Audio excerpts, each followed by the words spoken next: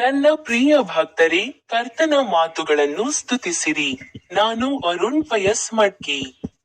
ನಿಮ್ಮೆಲ್ಲರಿಗೂ ಹೃತ್ಪೂರ್ವಕ ಶುಭಾಶಯಗಳು. ಇಂದು ಮಾರ್ಚ್ 24ನೇ ದಿನ, 2026ರ 3ನೇ ತಿಂಗಳು. ಬೈಬಲ್ನಲ್ಲಿರುವ ಅವರ ಒಂದು ಮಾತಿನಿಂದ ನಾನು ಮಾತನಾಡುತ್ತೇನೆ. ಸೇಂಟ್ ಜಾನ್ನ ಪವಿತ್ರ ಸುವಾರ್ತೆ, ಅಧ್ಯಾಯ 14, ಪದ್ಯ 6. ಯೇಸು ಅವನಿಗೆ, ನಾನೇ ಮಾರ್ಗ, ಸತ್ಯ ಮತ್ತು ಜೀವ. ನನ್ನ ಮೂಲಕ ಹೊರತುಪಡಿಸಿ ಯಾರೂ ತಂದೆಯ ಬಳಿಗೆ ಬರುವುದಿಲ್ಲ ಎಂದು ಹೇಳಿದನು. ನಿಮ್ಮೆಲ್ಲರಿಗೂ ಹೃತ್ಪೂರ್ವಕ ಶುಭಾಶಯಗಳು. ನನ್ನ ಯೂಟ್ಯೂಬ್ ಚಾನೆಲ್ನಲ್ಲಿರುವ ಈ ಜೂಮ್ ಬಟನ್ ಅನ್ನು ಕ್ಲಿಕ್ ಮಾಡಲು ಮರೆಯಬೇಡಿ.